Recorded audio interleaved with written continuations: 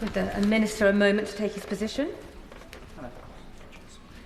We now move on to the money resolution relating to the terminally ill adults end-of-life bill. Minister to move. Thank you very much, Madam Deputy Speaker. The Government is of the view that this bill is a matter for Parliament rather than for the Government to decide. In order for the Public Bill Committee that is now scrutinising the bill to consider the clause that would have spending implications, the Government must first table this money resolution.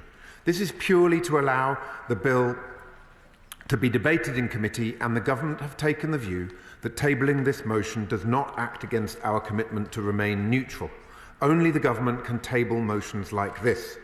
Tabling this money resolution allows further debate to happen. To assist that debate, the Government will also assess the impacts of the bill.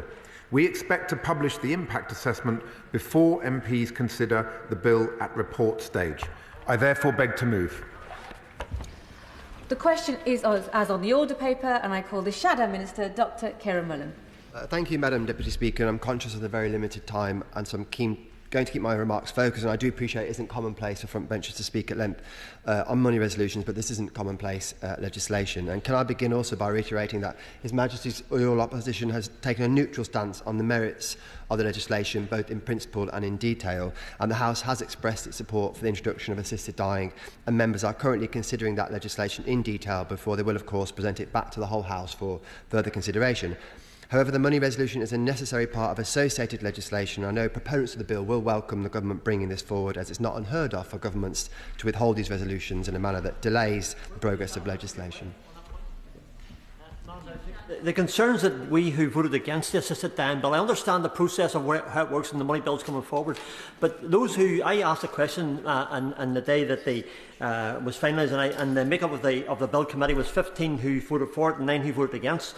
They've now brought in a secrecy process into the bill where we don't know what's happening, and that's against the rules of this House. The second thing that they've done is the issue of withdrawing the judge's opinion as well, and that is out of order as well. I hope the member will appreciate that the money resolution is quite narrow in scope, and I hope I will bring the attention of the House to some perhaps tangentially related issues when it comes to the role of government in these proceedings. As I said, I think the proponents of the bill will be glad for the progress that's been made, but this motion does, of course, bring into sharp focus that at some point the government will need to fund, organise and provide assisted dying services to reflect any legislation that receives royal assent.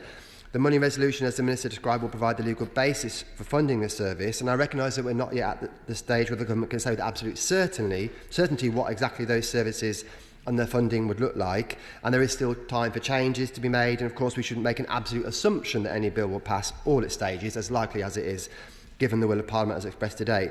But as the bill proceeds, it will become increasingly important and, of course, helpful to members voting on future stages to begin to have some idea of how the civil service and ministers are envisioning enacting the legislation, not least in relation to the matter of resources, which is before us today. The member for Spen Valley has estimated that up to 3% of adults may eventually choose assisted dying. In 2023, there were 577,620 adult deaths in England and Wales. If 3% of these were assisted dying cases, this would result in about 17,000 cases annually. These are not insignificant numbers, and members will recognise the considerable existing challenges with resources and personnel in the relevant areas of spending. Whilst this is not a government bill, the Lord Chancellor has the ultimate responsibility to ensure the effective functioning of our legal system and judiciary, and the Health Secretary, similarly, the delivery of this service and how that will balance and interact with all the other health services provided. And as such, I have a small number of questions for the Minister related to the resources which I hope they agree will assist the House in better understanding how the Government is approaching these matters. If information isn't forthcoming today, then I think it is crucial that the Minister sets out in slightly more detail than he did earlier at what point the Government does intend to engage more fully with the detail of how they intend to resource the legislation and start sharing their considerations. So can I ask, firstly, has the Government now produced, at the very least, internal estimates of a potential range for the cost of delivering an assisted dying service, both in the NHS and the judiciary? If it has, will it share these with the House today? If it hasn't produced internal estimates, when does it anticipate doing so, and when does it intend to publish its estimates? Secondly, has it identified potential sources of funding for the service? If it has, will this funding come from existing departmental budgets, or will it be allocated outside of currently allocated funding? If it's the latter, where will these additional resources be drawn from? Again, on these questions, if the government hasn't yet produced options for ministers to consider, when will it do so and when will it share them with the House? Of course, questions of resources relate to the impact on existing service of any decisions that this money resolution enables as well. The closer we come to the closing stages of the bill, and particularly ahead of any final parliamentary vote on a settled set of proposals, the more important it will be that members get the benefit of answers to these questions, which can only come from the government. It's important for me to say that it is perfectly legitimate for members to decide a better understanding of these issues isn't an absolute necessity, and it will be for members to decide if they're happy to support legislation purely on principle. This may well be the position for many members, but I think most members of this House would agree that it would be preferable to be able to vote with at least possible approaches and assessments of these matters, even if not definitive answers. In conclusion, Madam Deputy Speaker, these are not merely procedural or technical issues. The Government's tabling of this money motion signals an acceptance that should the bill become law, the financial costs will need to be met, and these will not be a minor area of expenditure. The House has a duty to scrutinise every aspect of this legislation, and I urge the Government to provide a degree of clarity that only it can provide to assist members in doing this. At this stage, there has been a clearly expressed will of Parliament to introduce this service, and it's right for the Government to make legal provision for funding it in principle, but the Government should enable members to make decisions at future stages with as good an understanding as possible of how the legislation they may wish to support will translate into the real world. Thank you, Madam Deputy Speaker. Keep their contributions within scope, and this is the financial implications of the bill if it is passed. So let's keep contributions within scope. I call Kim Leadbeater. Thank you, Madam Deputy Speaker. On the 29th of November last year, in a debate widely described as showing Parliament at its best, this House sent the Terminally Ill Adults End-of-Life Bill into committee for scrutiny by a majority of 55.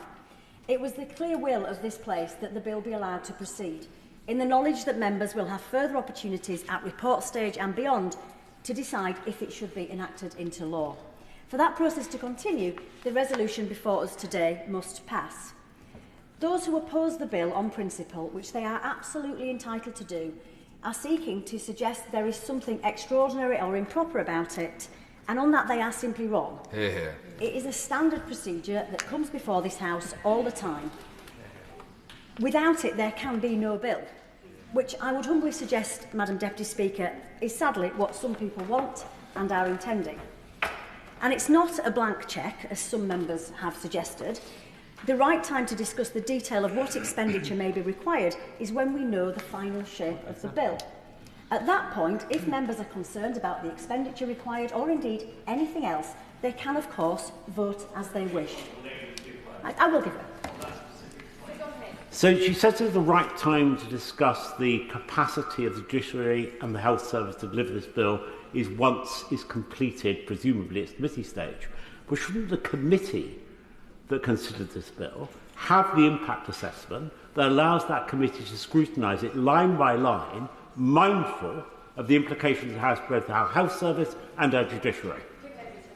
I respect the honourable gentleman's question. I'd say that point is slightly out the scope of the resolution today, but I think it's a fair point, and I would acknowledge that a lot of work is being done, as government said it would be, to look at the workability and the operability of the bill, and I'm working very closely with government departments on those issues, and those conversations will continue alongside the work of the bill committee, and I hope that provides him with some reassurance. And the other point I would like to make today is that I've never sought to stifle debate on this bill or this really important issue. Quite the contrary. I value it and I welcome it. But I do ask that it continues to be conducted in the same respectful and considered manner that it was at second reading.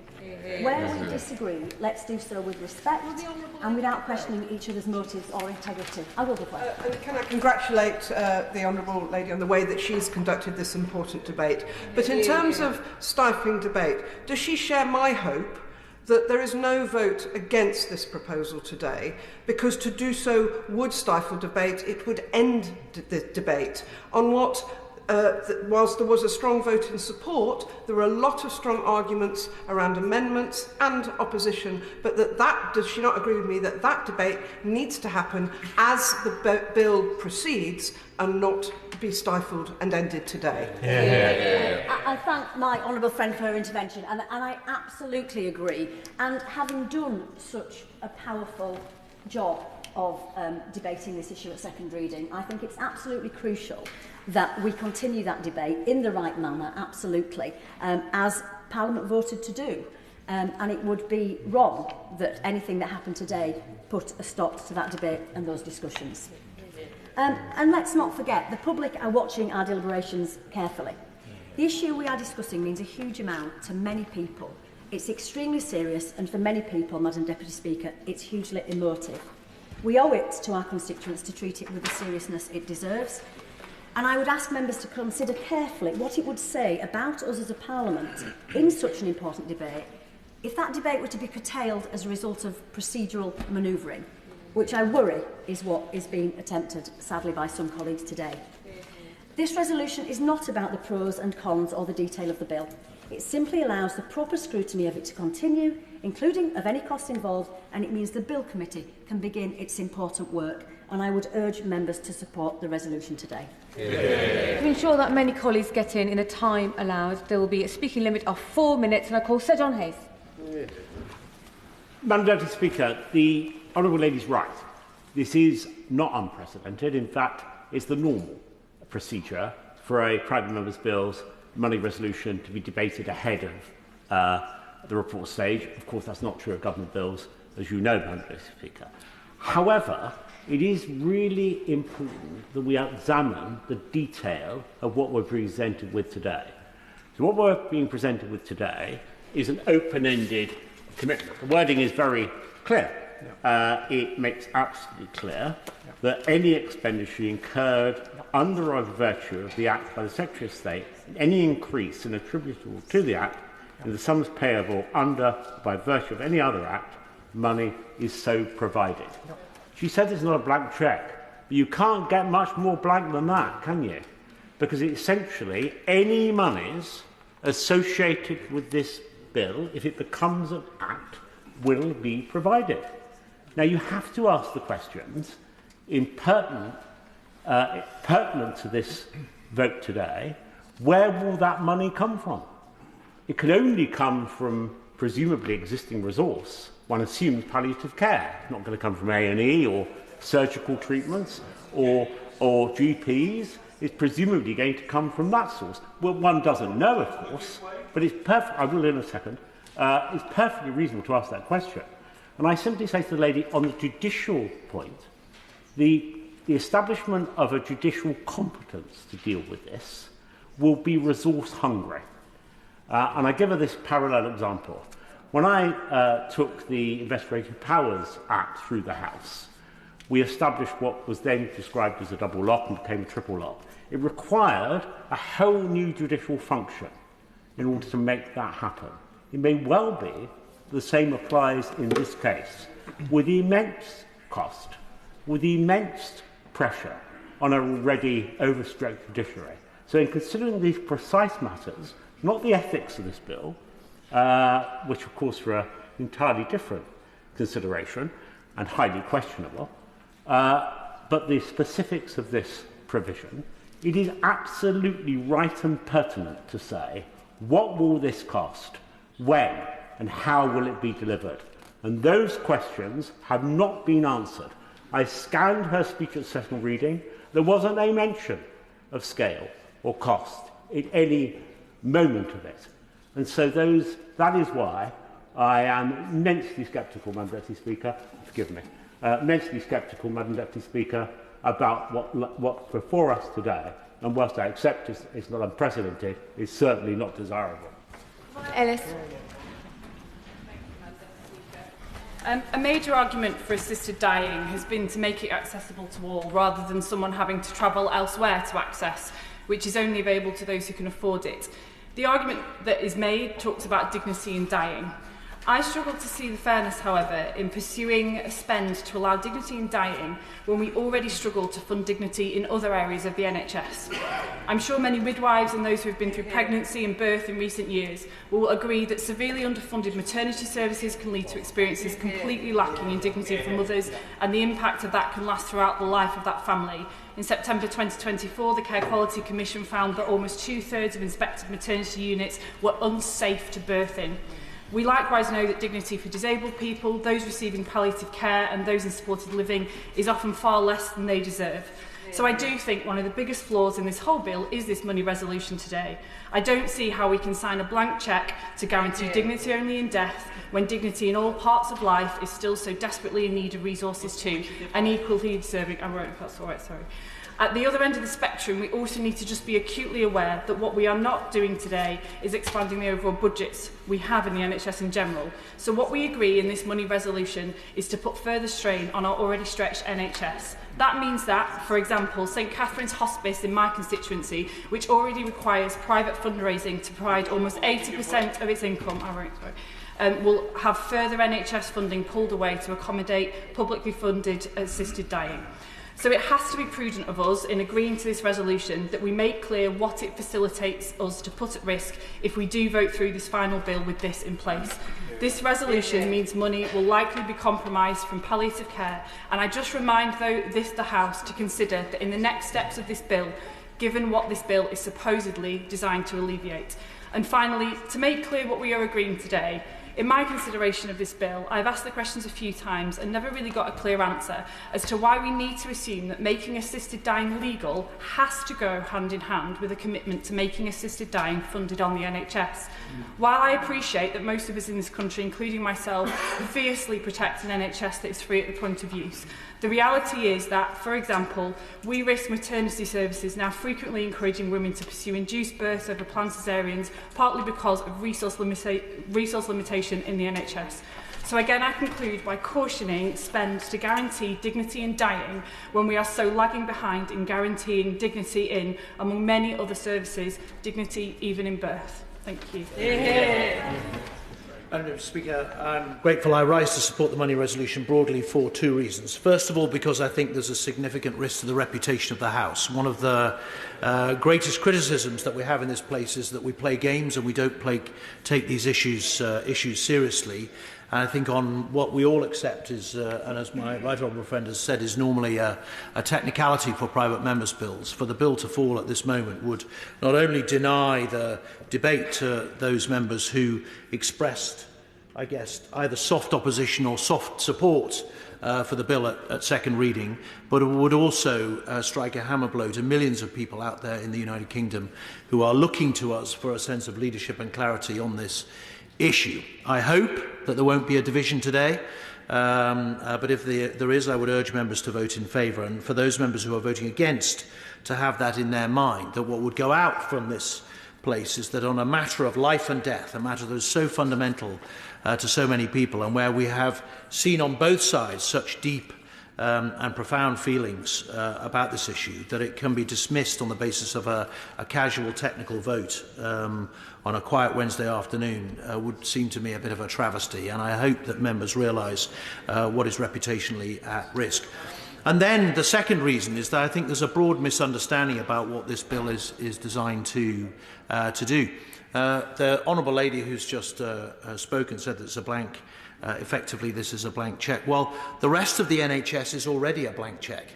The way things have, I guess, evolved over the years is that this Parliament gives permission through the estimates for government ministers to make judgments about how they prioritise spending across the services in which they are involved, and indeed the Chancellor then to prioritise spending between those services. If this House is going to start getting into micromanaging what we think government should and shouldn't spend on particular drugs or treatments or crimes or interventions, then I'm afraid we're going to end up in a bit of an unholy mess. I have yet to hear this House, anybody in this House, object, for example, to the creation of a new criminal offence on the grounds that it will be more cost for the police. I've yet to hear anybody in this House object to the NHS prescribing a new drug because it will be more cost to the health service. We have to remember that the people we're talking about, the dying individuals who may want to make this choice at the end of their lives, are already receiving treatment in the National Health Service. They are already reliant on expensive care services, drugs, whatever it might be, as well as other social support mechanisms that will be costing the taxpayer. So while it is, of course, important that we see the overall impact assessment, we shouldn't pretend that the status quo is cost-free. Because not only is it costly in monetary terms, it's also costly in terms of humanity. Right? We should not forget that what we're attempting to do here is put a price on the quality of someone's life, the quality of mercy at the end of somebody's life. And I would urge members to reflect on that and support this motion that's goes through. And finally, Madam Deputy Speaker, if I may, just to address the misunderstanding by the Honourable Member for Strangford, there was no attempt yesterday to create any air of secrecy about the consideration in committee of this bill. There was a brief period in which we'd hoped to have an informal discussion about witnesses to come forward before the committee resumed public hearing, which is normal for bill committees in these circumstances. Unfortunately, that has been misconstrued. But I guarantee that in future that will not be the case, and the rest of the proceedings will be open and for the public to view. Thank you. The Honourable Member for Spen Valley has led this important debate with openness and transparency at all times, and has treated all views with dignity and respect, because she is acutely aware of the strongly held beliefs on both sides of this debate. Many honourable and right honourable members expressed concerns that there was not enough time to debate this bill, and I believe it is important to ensure maximum debate on this important bill and to ensure all views are heard. The public wish to hear a considered view from all parliamentarians in this place, and we owe it to them to ensure this debate is continued whilst observing each other with dignity and respect, just as we did in November last year when we saw this place at its very best. The procedure for a money resolution is a standard part of the process for any bill put forward by government or an individual MP. The wording is identical to any other money resolution on any other bill. It's important for all members today to be clear that this debate is not about the merits otherwise of this bill, and it would be incredibly disappointing if any members sought to use it as such. What would you give way? I will give way. I'm grateful to my honourable friend, Madam Deputy Speaker, and on that point, there does appear to be some confusion, does there not, on what this is. The motion itself very clearly says that for the purposes of any act resulting from the scrutiny and debate that is to come, this procedural motion has to be laid. If honourable members on either side of the debate, on either side of the House, after having considered whatever form the final version of the bill has, feel for monetary purposes that it shouldn't be voted for, then is that not the right time for them to then vote no to the bill? I thank my honourable friend for his intervention, and I will actually come on to that point shortly. My honourable friend for Spen Valley has sought at every opportunity to be inclusive and seek a wide range of views, because she knows the value of all voices being heard, Madam Deputy Speaker. If the resolution does not pass today, then the bill cannot progress.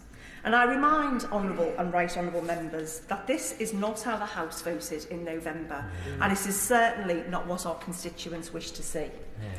3 full days of oral evidence from 50 witnesses will begin next week.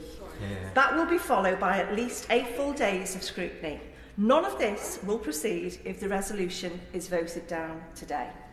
So I appeal to members across this place, regardless of their views, let us have the long overdue open and transparent debate that will enable members to formulate a final opinion on this bill, irrespective of what those final opinions may be. To stifle it, Madam Deputy Speaker, would be to stifle democracy. And we must remember that democracy is a slow process of stumbling to the right decision instead of going straight forward to the wrong one. Mathew. Thank you, Madam Deputy Speaker.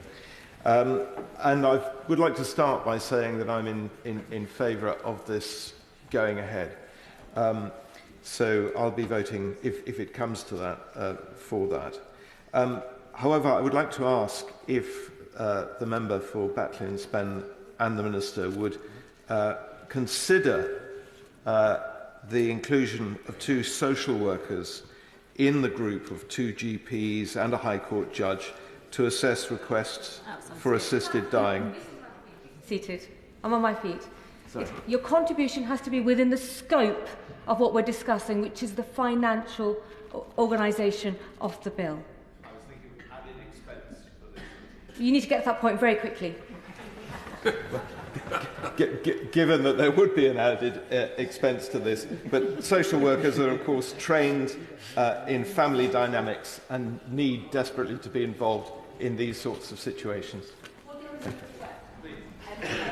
On that point, I would absolutely take that point on board. I actually had a very productive meeting with the Association of British Palliative Care Social Workers yesterday, and we had a very useful conversation about that issue. Thank you very much, Madam Speaker. That's it from me. On this, David Smith. Thank you very much, Madam Deputy Speaker. At this stage of the bill, I'd like to raise just a couple of practical and principal concerns about the finances of and around assisted dying. So firstly, practical, I'd like to welcome the comment from Right Honourable Friend the Minister that there will be an impact assessment in due course. However, until we see that, we are, I'm afraid, being asked to approve a blank cheque for assisted dying when we have no idea what it will cost at this time. And we've heard comments about, well, how the NHS has a blank cheque. Well, I'm sorry, the NHS has a very clearly defined budget. And what we don't have at this point for this bill is any sense of what it will cost. If it was this was the case for any other piece of legislation, we'd be shouting about it. And this bill represents a profound change to the very nature of our healthcare system, and we're simply guessing at the cost. That's not good for the Bill Committee's ability to scrutinise, it's not good for this place, it's not good for the democratic and legislative process. Exactly. In order to legislate well, we need a firm commitment, and I'm glad to have had it, that the impact assessment will be published before the report stage. We've heard as well from the member for Spen Valley that this is a routine part of the process, and I accept that. But the consequences of this are extraordinary, and I think that's why this is an important moment.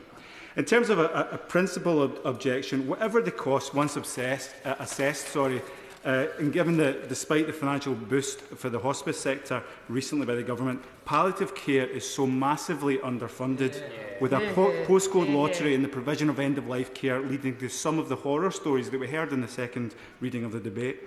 The hospice sector only has 30% of its funding provided by central government. So this technical stage represents a commitment to taking potentially scarce funding that's being used in end-of-life care and allocating it instead to end lives. How do you know? No, I'm afraid I don't have time. And so this opens up a possible dark inverse that we might find a situation where we are racing to the bottom to find savings in the health and social care budget. And any government would be tempted, where cost savings are a possibility, Madam Deputy Speaker, to push, no, I'm afraid I don't have time, to push assisted dying as a cost-saving measure, which we have seen in other jurisdictions such as Canada. Finally, I just want to my final point, and I want to speak with humility and with respect to my friends on the left. I fear that this bill will lead to the marketisation of death and dying. We've learned from other jurisdictions that many medical services and clinicians don't want to be part of the delivery of assisted dying for either principled or reasons of litigation, fear that they'll be sued. That means that independent private health organisations will have to take over to fill the space. These businesses will have shareholders and annual reports. They will be driven by the desire to maximise profit, death for the bottom line. They will advertise and seek to expand their market share. Yes. This could seem, I'm sorry, I'm almost finished. This could seem like a tangential point to make on a money resolution, but to summarise this and my other points, I fear the consequences of the relationship between money, this resolution in particular, and assisted dying. And although I will not be voting against it, because I believe in the democratic process, I think we seriously need to consider the relationship between money and this bill. To Ben Spencer. Thank you, Madam Deputy Speaker. And unfortunately, this debate and the circumstances of this money resolution, I think, are a manifest example of the concerns which I've been raising about this bill and the process in terms of taking it forwards. It's important that this issue is debated, but it's also important, and many members talk about debate, but I think critical is scrutiny, and to make sure it can be scrutinised properly and the work put into what is a very complicated area of law to legislate, and if this bill was to go through, would be a manifest change in the relationship between the state and its citizens. Looking at this money resolution, it's in the name of a Treasury Minister. The response to this batch box of the bill was a Justice Minister. We've got a Health Minister here today.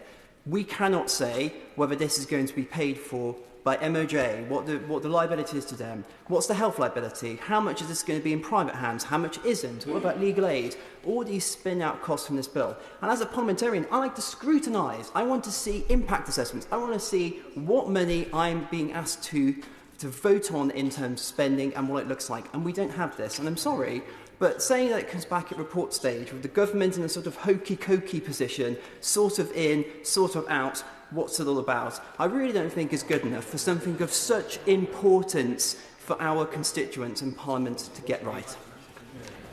Antonia Bance. Madam Deputy Speaker, fully costed, fully funded, built on a rock of fiscal responsibility. Those are words from the Labour manifesto this summer, words I was proud to be elected on. Money resolutions are normally a formality, but not this one, not today.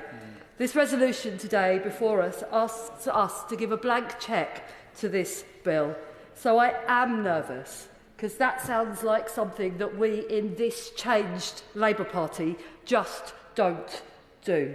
When we put a proposal for public spending, we know how we will fund it, but not, no I won't, on this bill. Not only do we not know how much it will cost or how it will be paid for, we don't even know what the money will be spent on. Think of the questions that we don't know the answers to.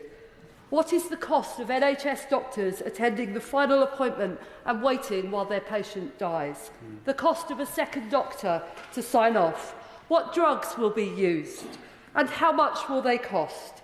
Is assisted dying happening in hospitals, in hospices, in new purpose-built facilities?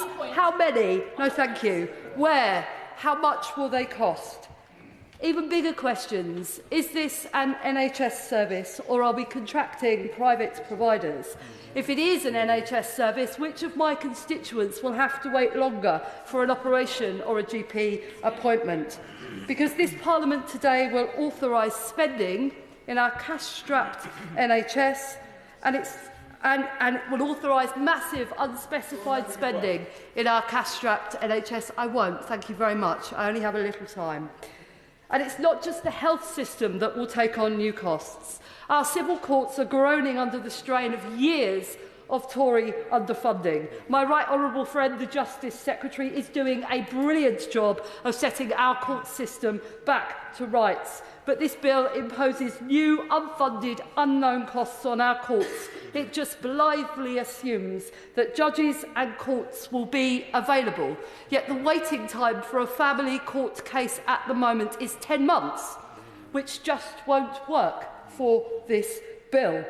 How much will the extra spending on courts cost? These are all reasonable questions, Madam Deputy Speaker. I won't, thank you. And this House deserves to have many more answers than it has so far been able to get. The Hansard Society say to table a money motion, the government must therefore assess how much money will be required and have some idea about where the funding will come from, although it is not required to set it out in the motion itself. It's not in the motion. So please can ministers make this assessment available and set out where the funding will come from. I'm glad to hear that we have a timetable for the impact assessment. It will be good to see the delegated powers memorandum as well, giving the scale of delegated powers that are given to ministers in this bill.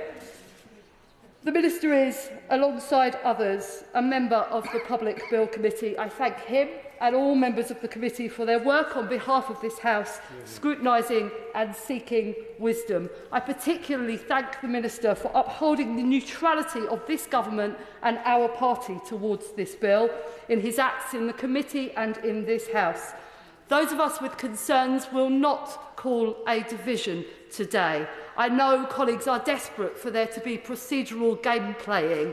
There is no such thing. There are in principle concerns and questions about practicalities. I do hope for some answers to my questions.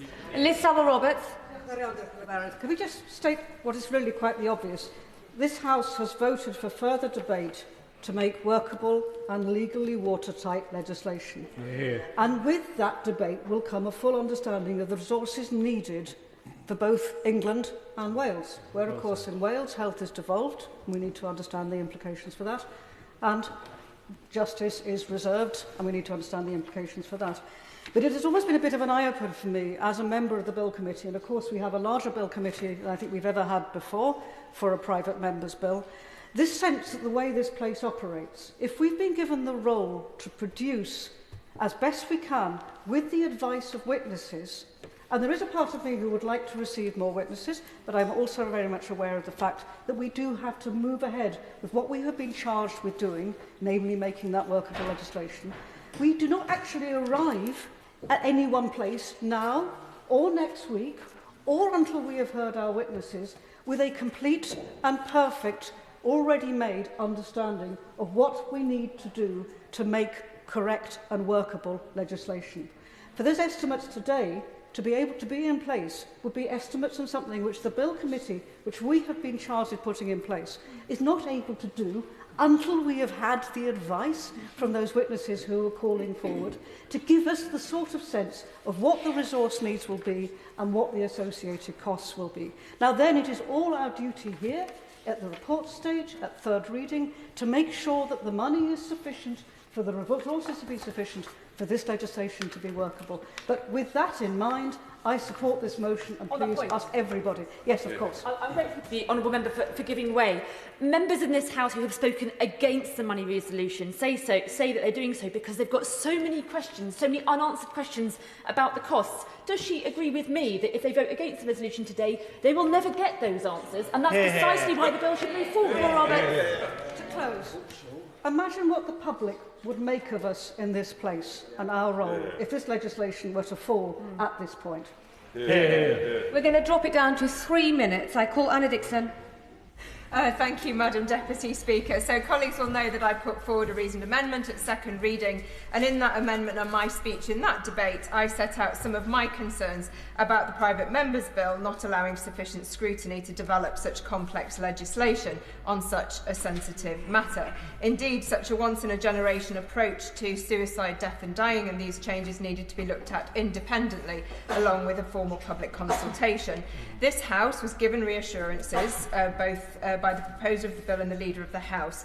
And in light of that, colleagues, I know some voted for second reading to allow the process to proceed. As part of that, reassurances were given about an impact assessment, which would have included an estimate of costs. And I am pleased that my right honourable friend has given assurances that an impact assessment is forthcoming, but we do not yet have it. And as a result, we are very unclear at this point about how much assisted dying would cost to implement. And so I would seek clarification from the Minister and others involved about questions such as, will assisted dying be offered free on the NHS? How many people do we actually estimate to expect to exercise their right under the bill? There are a wide range of estimates out there based on overseas jurisdictions. No, I won't have very little time. How much will it cost for the additional doctors, nurses, other healthcare professionals, the time required to do a proper consultation, the lengthy paperwork? Will new clinics be set up or existing facilities be repurposed? What will the costs of the lethal drugs and the oversight by NICE and other regulators, the training for healthcare professionals involved in the process, and the cost of oversight by the Chief Medical Officer, the Registrar General, and any new data systems required? It is clear that palliative and end-of-life care is in desperate need of investment, with 100,000 people dying each year who could benefit from end-of-life care, but who do not receive it. If assisted dying is to be implemented, it is essential there is equitable and free access to hospice care. So how much additional funding would be provided to hospices and palliative end-of-life care under this money resolution or from elsewhere? I fully support this government's commitment to fix the NHS, to establish a national care service and provide additional investment, as we have already shown, to hospices. But I would like clarification and an understanding from my honourable friend given the terrible inheritance we've had by the party opposite, I do have a concern that funding for assisted dying does risk, as others have said, diverting essential resources away from end-of-life care, other NHS services and social care. And I look forward to the Minister's responses. Jim Alistair. Thank you, Madam Deputy Speaker. There's no more important function for members of this House than that of being the guardians of public money. And it's very hard to equate performance of that function with signing a blank cheque. And yet that is what we're being asked to do today. But one thing is abundantly clear. If this bill passes, it will bring with it a huge financial burden in perpetuity going forward. It is quite, perhaps in a moment, it is quite clear it will impose huge costs on the health budget and huge costs on the justice budget. Given the provisions of the bill, it's impossible for those not to be the consequences. So I want to ask the Treasury Minister,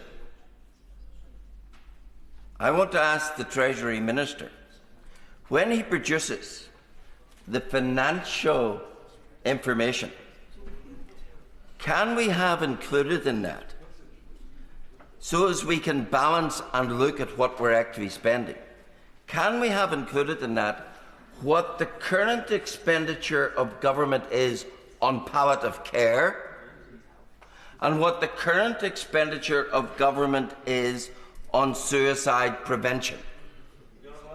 Because we're now inviting through this bill government to move from the situation where they currently and properly, and charities likewise, fund prevention of suicide, to move to the point where they are the facilitators and providers of suicide.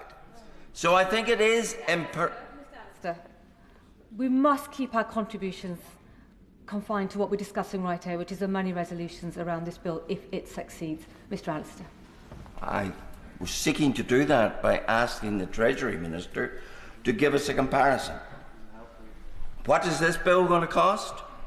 Our health service, our justice system, and how does that compare with what we're already spending on palliative care and on suicide prevention? I think those are pertinent questions and answers that we need. Yes. I thank the honourable member for giving way.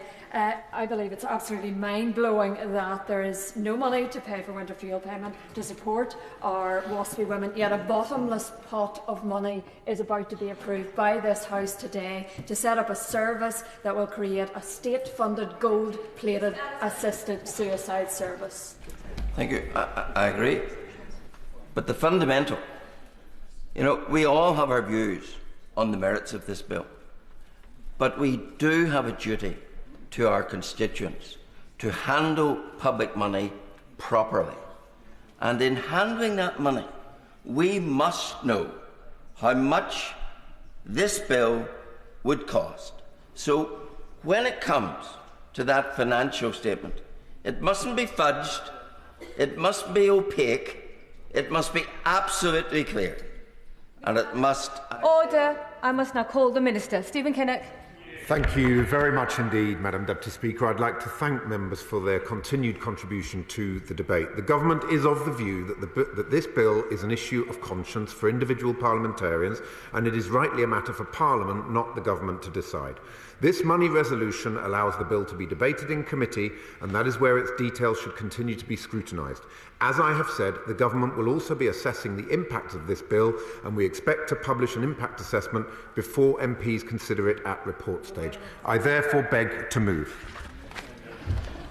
The question is, as on the order paper, as many as are appealing say aye. Aye. Of the contrary, no. The ayes have it. The ayes have it. Point of order, Mr Jim Shannon. Madam Deputy Speaker, just for a point of order, please, for the record. I need to put on record straight in relation to what the Right Honourable Member for North Hampshire referred to when he made a comment which I feel impinges upon my integrity. I've spoken to the Right Honourable Gentleman, he knows that, and he knows what I'm referring to. The fact that I underlined when I highlighted that the Assisted Dying Bill Committee went into private session where 15 people voted for the private session who were also in support of the bill, and 9 voted against, who were those who opposed the assisted dying in the bill. And this factor, so I just want to say this factually it has to be corrected in the comments that I made in relation to it. And I wish to put on record that facts are facts, and they matter to me, as does matter my integrity. Thank you so much. Thank you, Mr Shannon, for letting us know you were going to raise the point of order. The Chair is not responsible for the contents of members' speeches, but I remind the House of the advice in Erskine May on the importance of good temper and on moderation in parliamentary language. Point of order, please. I haven't called you. Mr Kit Malthouse, point of order. I'm grateful. There was no intent in my remark to undermine the Honourable Gentleman's integrity. He implied, I'm afraid, or maybe I misunderstood his remarks, he implied that the committee was adopting some kind of veil of secrecy over our affairs, and I was just pointing out to him that, in my view, that was a misunderstanding of what we were attempting to do yesterday. But I'm sorry if the Honourable Gentleman was offended. As he knows, I hold him in great affection. I had no intention to do so. Thank you so much, Mr Malthouse. I can see Mr Shannon nodding, and hopefully your apology has been accepted. Now I let the front bench move over so we can get on to the next bit of business. You're welcome.